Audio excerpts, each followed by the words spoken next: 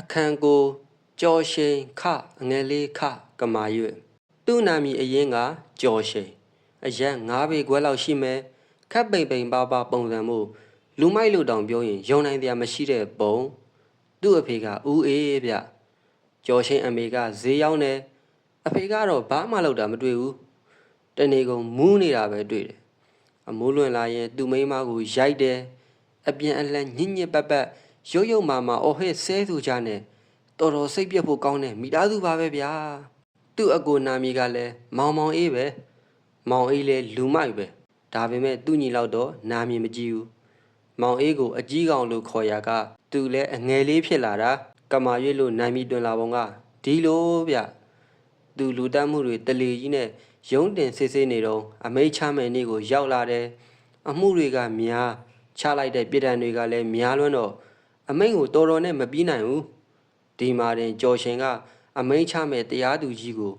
လက်ထိတ်တန်းလန်းကြီးနဲ့တရားရုံးရှိကကလထိုင်ဆွဲပြီးတရားသူကြီးကိုထရိုက်ရင်ငါနာမည်ကျော်ရှင်ကွာကမာရွတ်သားကွာဆိုတဲ့အော်ဒန်ကြီးကိုလူတွေကြားပြီးကမာရွတ်ဆိုတဲ့နာမည်တွင်သွားတာ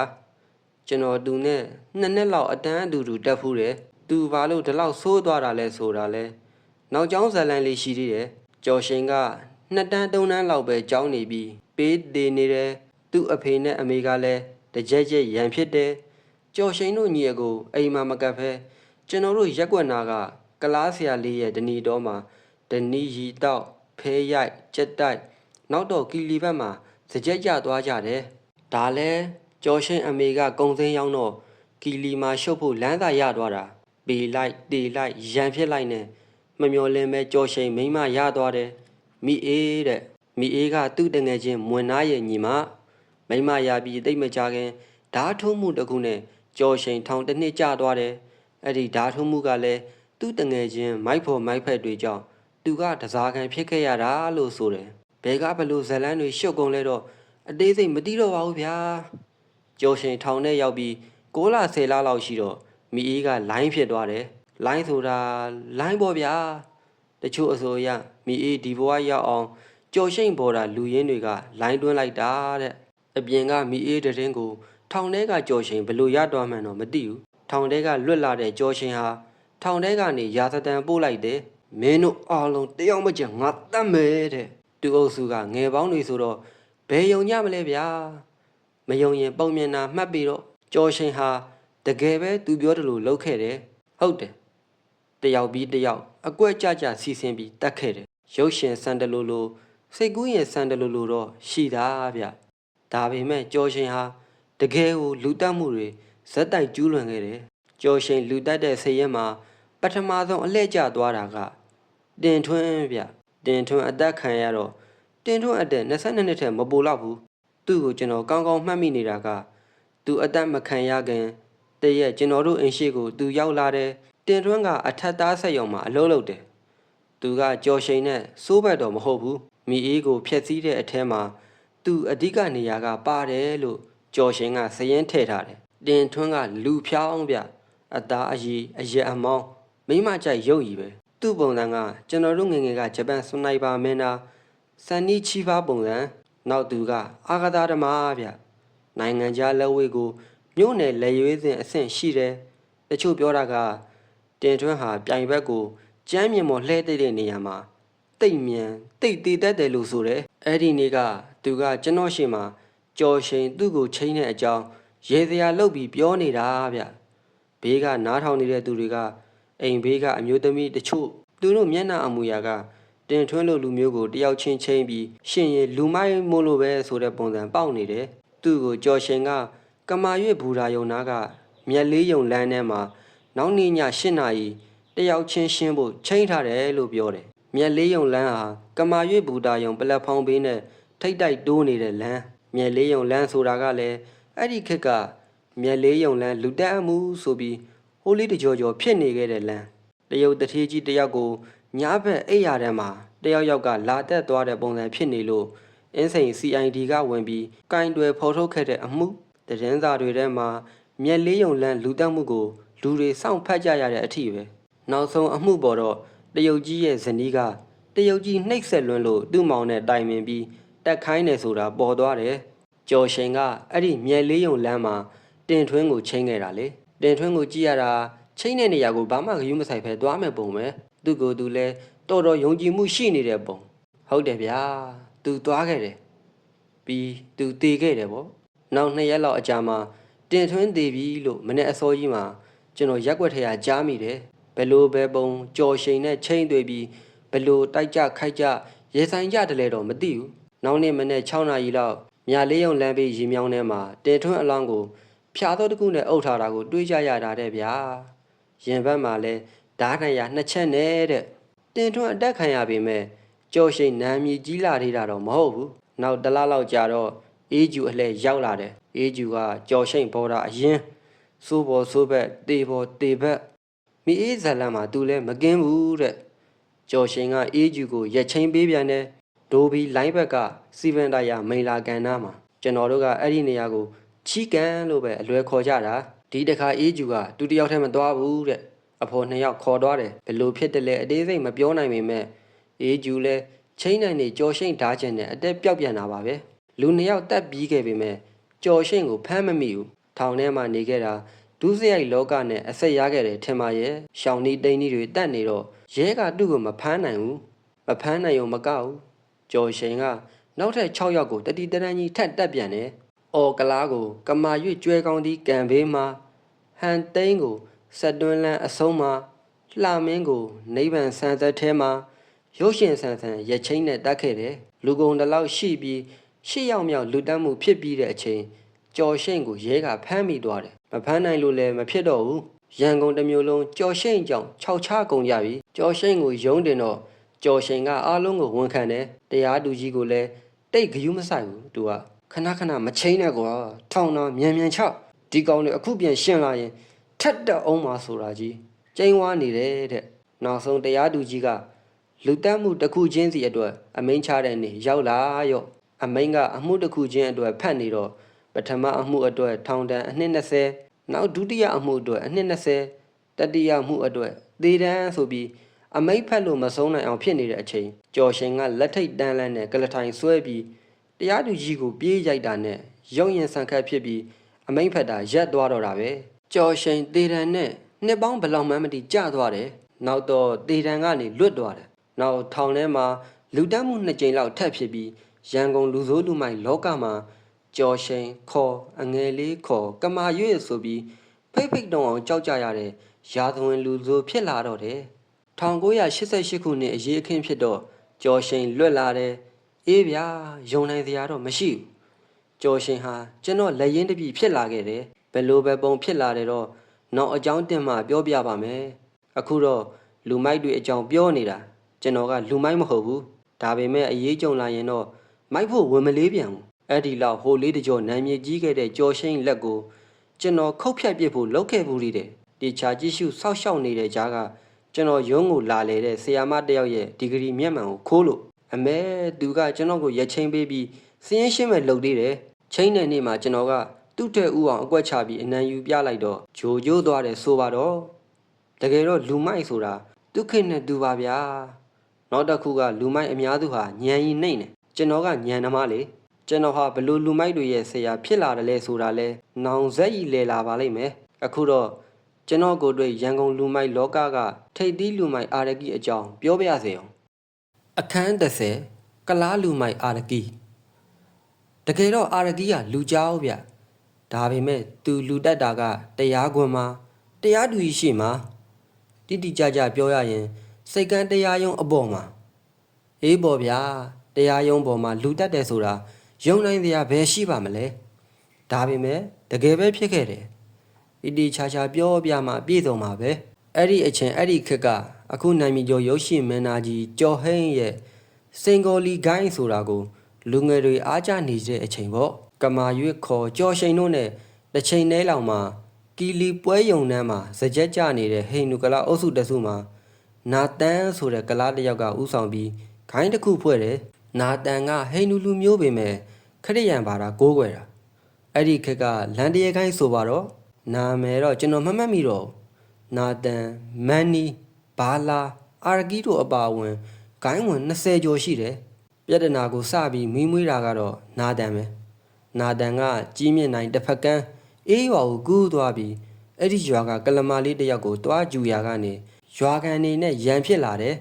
နာတန်ကတယောက်တည်းဖြစ်နေတော့ဒီဘက်ကန်းကိုပြန်လာပြီးလူစုတယ်အေးရွာကမောင်တွေကလည်းမခံကျင်စိမ့်နဲ့ဒီဘက်ကန်းအထိလိုက်လာတယ်တူတူပြောရရင်အုပ်စုနှစ်စုဒုတ်ဓာလက်နဲ့အပြည့်စုံနဲ့ထိတ်တိုက်တိုးတော့တာပေါ့နှစ်ဖက်ရင်ဆိုင်နေတော့နာတန်ကဟိုဘက်လူအုပ်ရှိကိုအမှတ်တမဲ့ကျွံသွားတယ်အဲ့ဒီမှာဟိုဘက်ကဓာတ်နဲ့ပိုင်းလိုက်တာနာတန်ရဲ့ညာဘက်လက်ဟာအရင်ကနေပြက်ကျသွားတယ်မထင်မှတ်ဖက်ဖြစ်သွားတာကြောင့်နှစ်ဖက်စလုံးတန့်သွားတယ်လက်ဦးမှုရသွားတဲ့အေးရွာအုပ်စုကလူစုခွဲသွားတော့နာတန်ကိုရန်ကုန်စေးုံကြီးကိုပို့ကြတယ်ညဘက်ကျတော့ရန်ကုန်စေးုံကြီးမှာသူတို့အဖွဲ့ဂိုင်းဝင်တွေစုပြီးလက်စားချီဖို့အတွက်တိုင်ပင်ကြတယ်နောက်ဆုံးရတဲ့အဖြေကဂိုင်းနာအားလုံးမဲနိုင်ပြီးမဲကြတဲ့သူကနာတန်ရဲ့လက်ကိုဖြတ်ခဲ့တဲ့ကောင်ကိုရတဲ့နည်းနဲ့ပြန်တက်ဖို့အားလုံးသဘောတူပြီးမဲနိုင်ကြတယ်စုစုပေါင်း25ယောက်တိတိရှိတော့25မဲလိပ်ပြီးနှိုက်ကြတာပေါ့အဲ့ဒီတုန်းကလူမိုက်နာမည်ကြီးတွေထဲမှာပါတဲ့မင်္ဂလာတောင်ကျွန်းကမန်နီကမာရွက်ကဘားလားတို့ဥဆောင်ပြီးတက်တက်ကြွကြွနဲ့အရင်ဆုံးမဲနိုင်တယ်ဖြစ်နေပုံကတော့ကလာကရုပ်ရှင်တွေကလိုပါပဲဗျာအာရဂီကငယ်လဲငယ်ကြောက်လဲကြောက်ဆိုတော့မဲမနိုင်ရဲဘူးလို့ဆိုတယ်ဖြစ်ချင်တော့ရှေ့က24ယောက်လုံးနှိုက်လိုက်တာတယောက်မှမပေါက်ဘူးတဲ့နောက်ဆုံးပေါက်မဲနဲ့အာရဂီပဲကြံတော့တယောက်ကအာရဂီလိုကောင်ကဘယ်လိုတိုက်ရဲမှလဲဆိုပြီးအတန်လဲထွက်လာရော့အာရဂီကအနဲပါဇက်ကိုပိတ်ထားကျွန်တော်ရအောင်တက်ပြမယ်ဆိုပြီးမဲတောင်မနိုင်ကြည့်တော့ပဲတက်ဖို့တဘောတူလိုက်တယ်ဘယ်လိုတက်မလဲဟုတ်လားရတဲ့နေရာရတဲ့အချိန်မှာအမြန်ဆုံးတက်ဖို့ပေါ့ဖြစ်ချင်တော့နောက်3ရက်လောက်အကြာမှာနာတန့်လက်ကိုခုတ်ဖြတ်ခဲ့တဲ့တရားခံကိုရဲကဖမ်းမိသွားတယ်ရဲစခန်းမှာဖြောင်းချက်ပြီးတော့ရမန်ယူဖို့စိတ်ကန်းတရားရုံးကိုရုံထုတ်လာတယ်တရားသူကြီးကအမှုရွဲကြည့်ပြီးရမန်ပေးဖို့လုပ်နေတော့တရားရုံးထဲကိုအာရဂီဝင်လာပြီးတရားခံကိုတရားသူကြီးရှေ့ရုံးပေါ်မှာတင်ခါရတဲ့ကဓာတ်နဲ့ဝင်ထိုးတာပွဲချင်းပြီးပါလေရောအဲ့ဒီအမှုနဲ့အာရဂီတေရန်ကြတယ်နောက်တော့ထောင်ထဲအနှစ်20ပြောင်းသွားတယ်ထောင်ထဲမှာလူတက်မှုထပ်ဖြစ်တယ်အရေးခင်းပြီးတော့မှအာရဂီထောင်ကလွတ်လာတယ်အာရဂီဟေးဆိုရင်ပွဲပြီးတဲ့အထိနာမည်ကြီးလူစိုးပေါ့ကျွန်တော်ဘာလို့အသေးစိတ်သိတယ်လဲဟုတ်လားဘာလာကလည်းကျွန်တော်တပည့်အရင်ဖြစ်လာတယ်လေသူတလုံးမကျန်ပြန်ပြောတာပေါ့ဗျာဘာလာလို့လူမျိုးကကျွန်တော်ကိုဆရာတင်နေဆိုတာတကယ်တော့လွယ်တဲ့ကိစ္စတော့မဟုတ်ဘူးဗျကျွန်တော်ရဲ့လက်ရုံးကြီးနှလုံးကြီးကိုဘာလာအချိန်ပေါင်းများစွာစမ်းခဲ့ဘူးတယ်တစ်ချိန်လုံးကဘာလာကြီးရဲ့ပန်နိတလန်ကိုတော်မှာဒိတ်ဒိတ်ကျဲဖဲရမားတွေလူမိုက်တွေတဲ့မကဘူးမိမလလေးတွေကိုပါခေါ်ထားပြီးဘာလာကျွန်တော်ကိုအချင်းဖောက်ဖို့ကြိုးစားဘူးတယ်ဘယ်နဲ့ဗျာတကောင်မှ10တန်းမအောင်ပဲကျွန်တော်ကိုလာဖောက်တာ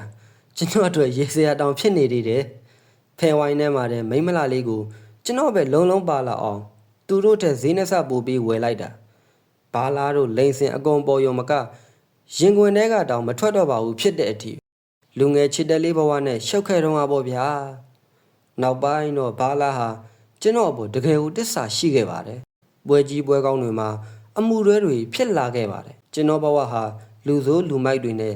ဘယ်လိုရေဆက်ပါခဲ့တယ်လဲတော့မသိဘူးနိုင်ငံရေးပုံမှ9ညဆက်ခွန်တင့်တဲ့ထောင်ထဲရောက်တော့ကလည်းနာမည်ကျော်တွေနဲ့ကြီးထက်တွေ့ပြန်တယ်စိုးအောင်မျိုးအောင်နွားကြီးနွားလေးအလုံးစိုးမြတ်ကြိုသိန်းဝန်းမယန်းကုန်းဥကိုတင်သေးတင်ငန်းကျွန်းစိုးတန်းတို့တွေနဲ့လည်းကောင်းကောင်းအဖွဲကြခဲ့တယ်အဖွဲကြရုံမကဘူးသူတို့အပြင်ရောက်လာတော့ကျွန်တော်ဟာရန်ကုန်မြို့မှာလူဆိုးလူမိုက်မှန်တယ်များမပတ်သက်ဖူးတဲ့သူမရှိတလောက်ဖြစ်လာခဲ့တယ်ကျွန်တော်လူဆိုးမဟုတ်ပါဘူးတတ်တာဖြတ်တာလည်းမလုပ်ခဲ့ပါဘူးလိုလဲမလိုတော့ဘူးလေ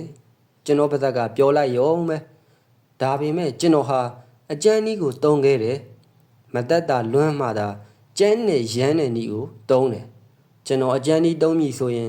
ဒိတ်ဆိုတဲ့လူမိုက်တွေဖျားသွားလောက်တဲ့နီးတွေကိုတုံးဖို့ကြံစတတ်တယ်တခါတော့ကရံဘက်တယောက်ကိုဘလို့မှပြောလို့ဆိုလို့မရတဲ့အဆုံးဘာလာရရုံခေါ်ပြီးနားတဲ့ကိုလေးလက်မတန်တေးပြီးလက်ဖမုန်းနဲ့ခက်ဆက်ဆက်ရိတ်ထိတ်လိုက်လို့ပြောလိုက်တော့ဘာလာမျက်နှာပြက်ပြီးလန့်သွားလိုက်တာဟန်တော်မဆောင်နိုင်ပါဘူးဗျာအခုတည်းကြပြန်စဉ်းစားတဲ့အခါအဲ့ဓာတွေအားလုံးဟာကျွန်တော်နှလုံးသားကိုစူးဝင်ခဲ့တဲ့စူးတွေကြောင်းဗျတေးရပါမဲ့စူးတွေပေါ့ဗျာ ဘယ်လိုပဲပုံစုဝင်ခဲ့တယ်လဲဟုတ်လားတေချာပြောပြပါမယ်နာကြီးစိတ်နဲ့တော့မဟုတ်တော့တောင်ဝေကနေပဲကျွန်တော်ပြောပါမယ်အခုကျွန်တော်အေးရအေးချောင်းတစ်ခုလုံနေတယ်ဗျာတကယ်လဲ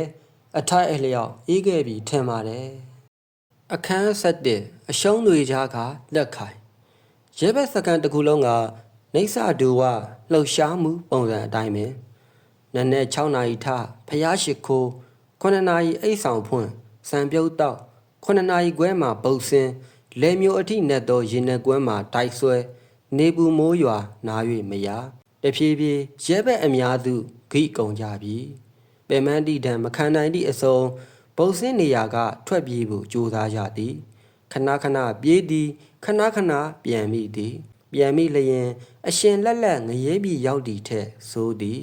ဒဏ်ရာမပေါ်အောင်နီးမျိုးစုံညှဉ်းပန်းသည်ရိုက်နှက်ခံရသည်မြို့နေအောင်ရိုက်ခံရပြီးမှနောက်အမှုထပ်ဖွင့်ရန်ရဲစခန်းပို့သည်နောက်အင်းစိန်ထောင်ပြန်ရောက်သည်ရဲဘက်ပြေးသည့်ကိစ္စမှာအနေမတက်လျင်ကိုပါအမှုပတ်နိုင်သည်အလွန်အန္တရာယ်ကြီးသည်ဆိုလိုသည်ကရဲဘက်ပြေးဆိုသည်နှင့်မမိအောင်ဝိုင်းဖမ်းရသည်တုံနေလုံနေသည်ဟုစခန်းတာဝန်ခံကယူဆလျင်သူပါအမှုရွဲဖြစ်သွားတတ်သည်ထွက်ပြေးလွတ်မြောက်ရန်အားပေးကူညီမှုထုံးစံအတိုင်းရဲဘက်ပြေးလျင်ကိုတက်ခိုင်လည်းအငြိမ်မနေရသို့တော့သူကတော့ဘယ်တော့အခါမှရဲဘက်ပြေးနောက်မလိုက်စခန်းတာဝန်ခံဦးအေးနိုင်ဘေးကကတ်ရှောင်နေသည်လိုက်နေရင်ပြေးတဲ့ကောင်ကလွတ်အောင်မပြေးနိုင်ပဲတနေရာမှာဝတ်နေပြီးထောင်မှုကိုဒုက္ခပေးနေရင်ဒုက္ခကျွန်တော်ထောင်မှုကိုစိတ်မချဘူးဟုသောတခွင်းနဲ့ဦးအေးနိုင်ကိုပွဲသိမ်းပြစ်တတ်သည်တကယ်တော့ကိုတက်ခိုင်တယောက်သူ့အလုံးနှင့်သူရှုပ်နေပုံရသည်မျက်လုံးကိုဆင်း၍စဉ်းစားတလူလိုတရားမှတ်တလူလိုဘိမ့်မိန်တလူလိုလှုပ်လိုက်ရေတုံကင်ကိုရေတရာချီတလူလိုတနေကုန်ထိုးလိုက်လုံနေတာများသည်တနေ့စခန်းမှာမိုးမီးလောင်တလူရဲဘက်ပြေးပြဿနာတက်သည်ဖြစ်ပုံမှာလူတက်မှုနှင့်9နှစ်ကြာလာသောအကျဉ်းသားရဲဘက်ခင်မောင်သိန်းပုတ်ဆင်းနေစဉ်ထွက်ပြေးသည်ပြေးရင်အလုံးလုံးနေစဉ်ကကင်ထားသောပေါက်တူးကိုပါတပါးတည်းယူသွား၏ရည်ရွယ်ချက်ကသူ့ကိုယ်သူကာကွယ်ရန်နှင့်နောက်မှလိုက်လာသူများကိုအပြတ်ရှင်းရန်ပင်မိုင်ဝက်ခိုင်ရောက်ပြီးမှခြေတော့တပွတ်တိုင်လဲပြီးဆက်မပြေးနိုင်ပဲလဲနေလေသည်အမိလိုက်လာသောအခြားရဲဘက်များကိုပေါက်တူးနှင့်လဲရာကရမ်းနေသည်ဝန်ထမ်းများနှင့်တာဝန်ကျရဲဘက်တို့၏လေးကွတန်ခဲတံတွေမခံနိုင်သည့်အစုံမလွတ်နိုင်သောအဖြစ်ကိုမကြေချမ်း၍လောစိတ်ဖောက်ပြန်သွားလေသလောမသိသူ့ခြေထောက်ကိုသူ့လက်ထက်မှပေါက်တူးနှင့်ဒုက္ခနဲ့ခုတ်ဖြတ်တော်သည်ခြေမျက်စိအောက်ပိုင်းပြက်လူနီပါဖြစ်သွား၏ရဲဘက်ပြေးကိုဝိုင်းရိုက်ဖို့နေသာထောင်မူပါဘာလို့ဘာကန်ရမှန်းမသိအောင်အကြက်ရိုက်ကုံတော့သည်သွေးလွင်ပြီးတေသွားလျင်ထောင်မူပြဿနာတက်မိကိန်းသွေးလွင်မသေးခင်ဆေးရုံရောက်ဖို့ထောင်မူခမညာကိုတက်ခိုင်နဲ့ကောင်းချင်းရိုက်နေသည်ကိုတက်ခိုင်ကလည်းဖြစ်စဉ်အကျဉ်းကိုအမြန်ရေးပေးပြီးလှေပေါ်လူနာတင်ကဘေးကျယ်ကြီးနဲ့ပင်မာစကန်းကိုအမြန်လွှတ်ရသည်ခဏအကြာကျွန်တော်ကိုတက်ခိုင်တဲဘက်ကိုထွက်လာခဲ့သည်သူကထိုင်လျက်မျက်လုံးကိုမှိတ်ပြီးမိန်နေ၏ကိုတက်ခိုင်ထွက်ပြေးတဲ့သူတွေကိုခမရဘယ်လိုမြင်တယ်လဲလွတ်ချင်လို့ပြေးတယ်လို့မြင်တာပေါ့ဗျမဟုတ်ဘူးလေဗျာလှုပ်တင်မလှုပ်တင်ဆိုတာပြောရရင်ခြေကျင်းဝင်မဲ့အပေါက်ပြောပါဗျာကျွန်တော်နဲ့ခမရကလူရင်းတွေပါပြေးတာမမှားဘူးပြေးနီးမှားနေတာဗျာမပြနဲ့ဒီမှာစခန်းမြေပုံဒီဘက်ကစင်သေးချောင်းဒီဘက်ကကားလန်ဒီဘက်က2မိုင်လောက်ရှိတဲ့ဒိုက်တော်ဒီဘက်ကလေချောင်းအရန်9ကန်ဒါတင်မကားလေးဘူးဘယ်ဘက်မှာဘယ်လောက်ဝေးပြေးရင်လမ်းမပေါ်ရောက်နိုင်တယ်လဲဆိုတာပေနဲ့ပါတွက်ထားတယ်အခုခင်မောင်လေးပြေးတာဒိုက်တော်ဘက်ကိုစွတ်ပြေးတာရင်စိုးလောက်ရှိတဲ့ရေထဲမှာ2မိုင်ဘလို့ပြေးမလဲဟာခမည်းဗျာဘလို့လို့အသေးစိတ်တိနေတာလဲကျွန်တော်တို့အခုဒီစခန်းနေရာကိုလဲနေတော့ဘာဆန်းလို့လဲစိုက်ကွင်းမြေပုံတွေအားလုံးကျွန်တော်လက်ထက်မှာတချို့နေရာတွေကျွန်တော်လှေနဲ့လိုက်ကြည့်ပြီးတာခင်မောင်သိန်းကျွန်တော်ကိုတိုင်မရင်ဒီလိုဒုက္ခမရောက်ဘူးခမည်းကိုကျွန်တော်ကြောက်တောင်ကြောက်လာပြီကျွန်တော်ကိုကြောက်တဲ့သူတွေအများကြီးပါဗျာအမှန်တော့သူတို့ကိုကျွန်တော်ကအရင်စကြောက်ခဲ့ရတာဗျဟုတ်တယ်ကျွန်တော်ကြောက်ခဲ့တယ်လူလောကကြီးမှာရှုံးမှာကိုကျွန်တော်အကြောက်ဆုံးပဲ ဘာဖြစ်လို့လဲသိလားခဏခဏရှုံးခဲ့ရလို့ဘာတွေများရှုံးခဲ့လို့လဲဗျာရှုံးခဲ့ပါတော့ကောဗျာကျွန်တော်ပြောခဲ့တဲ့သူတွေဆိုတာခမမှတ်မိလားကျွန်တော်ရဲ့မမြင်နိုင်တော့စိတ်တနေရမှာစူးခဲ့တဲ့စူးတွေပေါ့စူးတွေအကြောင်းနားထောင်ကြည့်ပါဦးဗျာတကယ်တမ်းပြောရရင်ဒီအကြောင်းတွေဟာအခုထိကျွန်တော်ရင်ထဲမှာပူပူနွေးနွေးရှိနေတော့ကလေးဘဝကဖြစ်ခဲ့လို့လားတော့မဆိုနိုင်ဘူးကျွန်တော်အသက်9နှစ်လောက်ကြာတော့အဖေကကြောင်းအပ်တယ်9နှစ်လောက်လို့ပြောရတာလဲအကြောင်းရှိတယ်ကျွန်တော်တို့မွေးချင်းရှေ့အောင်မှာဆုံးသွားတဲ့ကျွန်တော်အကူကအစာအားလုံးမှာမွေးစရင်ရက်ချုပ်ဇာတာတွေရှိတယ်ထူးထူးဆန်းဆန်းကျွန်တော်ရက်ချုပ်ဇာတာကတော့ရှာမရရက်ချုပ်ဇာတာဆိုတာထမ်းရွက်ပေါ်မှာကညစ်နဲ့ရေးထားတာဗျအမေဘယ်သူအဖဘယ်သူကဘယ်နှခုနှစ်တက်ကရက်မှာဘယ်နေ့နဲ့မွန်းတဲ့မွန်းလွဲညံ့တကောင်ကျော်တွန်းမိရှုတန့်စင်ဘာညာဆိုပြီးရေးထားတာ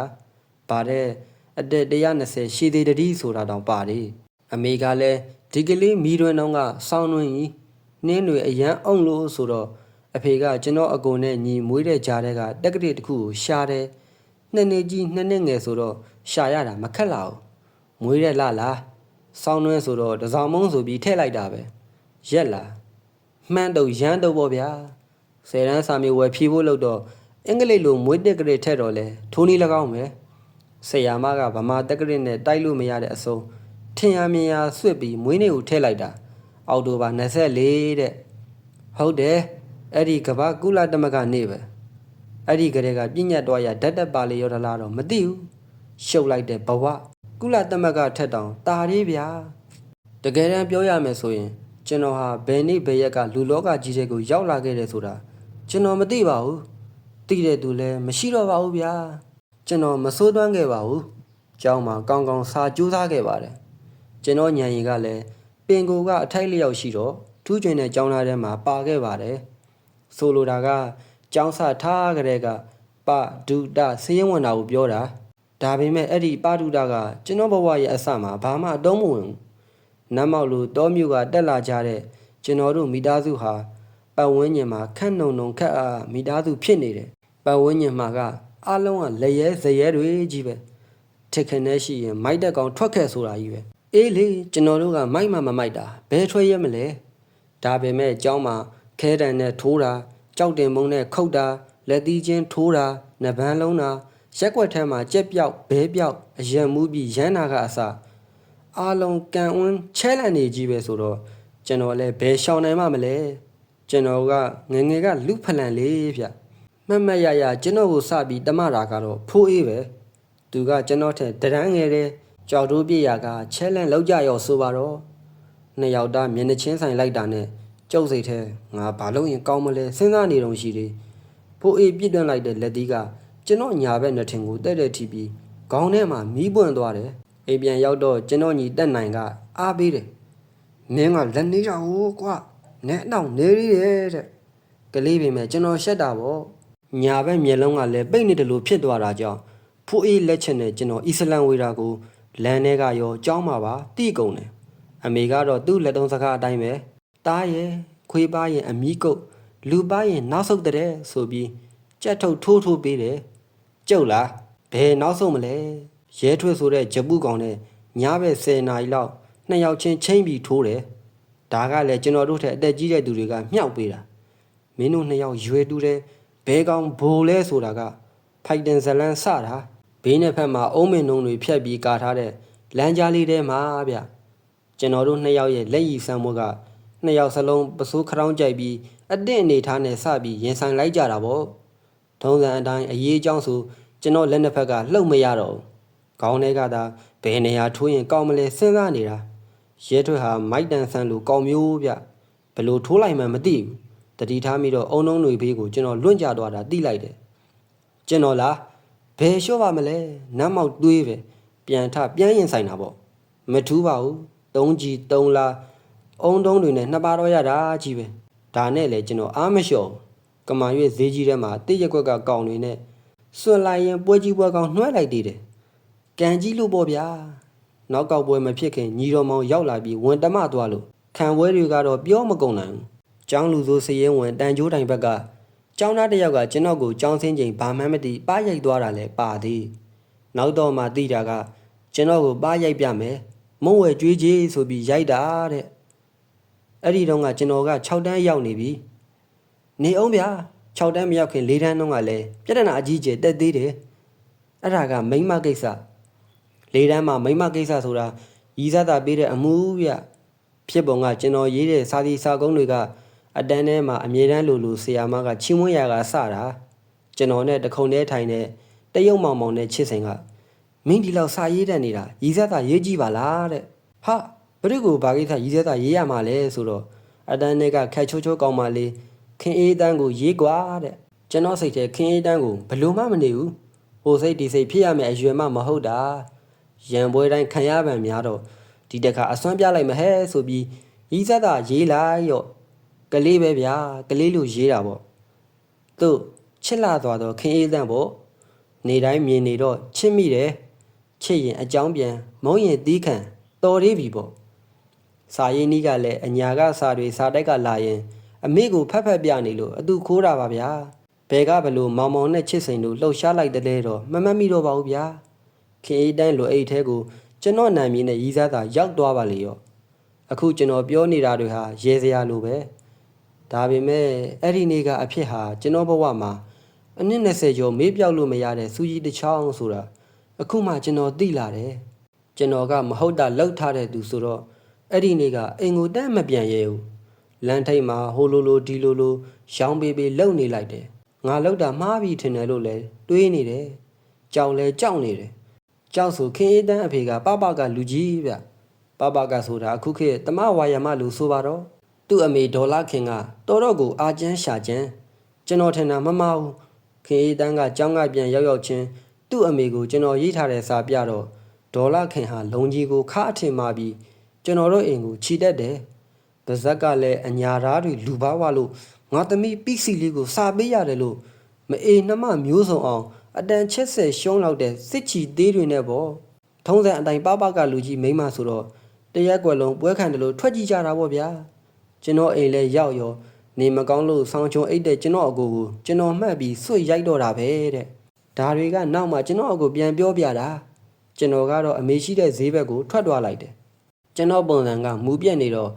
အဖေကအမေကိုနင်သားဘာတွေလှုပ်လာပြန်ပြီလဲမသိဘူးမေးစမ်းမအောင်ဆိုတော့ကျွန်တော်လည်းမဖြေတတ်ဘူးမျက်ရည်ပဲဝဲနေတယ်နောက်တော့အကိုလိုက်လာပြီးအကြောင်းဆုံးပြီးတော့အဖေကတက်ခံရမင်းဘာတွေရှောက်လို့တာလဲ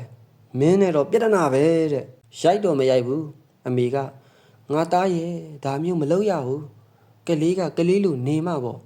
ဟိုကလူကြီးသမီးတဲ့ပြဿနာကမပြီးသေးဘူးဒေါ်လာခင်ကရာသတန်ပို့တယ်မိဘတွေကိုယ်တိုင်တေချာလာတောင်းမှန်မှကြေမယ်ရဲစခန်းပို့မယ်ကလေးချောင်ရောက်အောင်လုပ်မယ်ဆိုတာကြီးကျိန်းနေတာကြောင့်အဖေရောအမေပါတွားတောင်းမှန်ရတယ်အမေကမသိတာဘူးဗျကျွန်တော်အဖေမျက်နှာအောက်ချပြီးစိတ်ချုပ်နေတဲ့ပုံကိုဒီနေ့အထိကျွန်တော်မျက်စိတွေကမထွက်ဘူးအေးပေါ့ဗျာရက်ကြော်ရွာကြော်ဖြစ်မယ်ဇာတာပါတယ်ထင်ပါရဲ့